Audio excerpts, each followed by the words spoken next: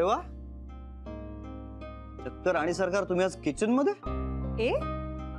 राणी सरकारांना किचन आवडतच, पण कोणी येऊच देत नाही ना मला आजकाल किचन मध्ये. काय करताय? रव्याचे लाडू, साजूक तुपातले. रव्याचे लाडू? हो ना रे, मला खूप खावेसे वाटतायत. खवा आणि खोबरं घातलेले रव्याचे लाडू. हे मलाही आवडतात.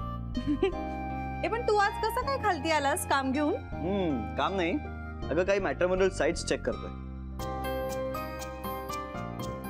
सरू मावशींसाठी? हो. सरू मावशीला मी प्रॉमिस केलंय 1 वर्षाचा तिचं लग्न जुळलेलं असेल. वा वा, सरू मावशींचं लग्न कल्पनेनेच किती छान वाटतंय ना. मलाही. श्री, मला वाटतं त्यांना पप्पू पसंत आहे. नाही, काहीतरी काय जाणवी, पप्पूला 3च तर रिजेक्ट केलं होतं. अरे हो, पण नंतर त्यांना हळहळ वाटली होती त्याची. नाही नाही नाही, मला नाही वाटत असं.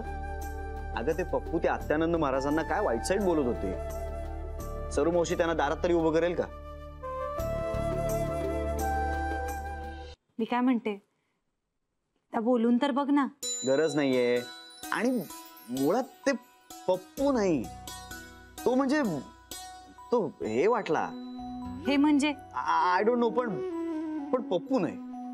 काहीतरीच असतं श्री तुझं. अगं पण दुसरं चांगलं स्थळ मिळेल ना, त्या पप्पूला काय एवढं सोनं लागलंय? तरी त्यांना एकदा विचार ना. काही गरज नाहीये. ऐक, या फॉर्म मध्ये बाकी सगळ्या गोष्टी मी भरलेल्या आहेत. फक्त आता वराकडनं काय अपेक्षा आहे तेवढं एकदा भरलं की झालं. मावशीला विचारण भरून टाकूया. हो, म्हणजे आपल्याला त्या कितीही माहिती असल्या तरी त्यांच्या होणाऱ्या नवऱ्याकडून काय अपेक्षा आहेत या त्यांना विचारूनच फॉर्म मध्ये भरलेल्या बऱ्या ना. हो. काय आहे कुठे ती? देवघर. आलो.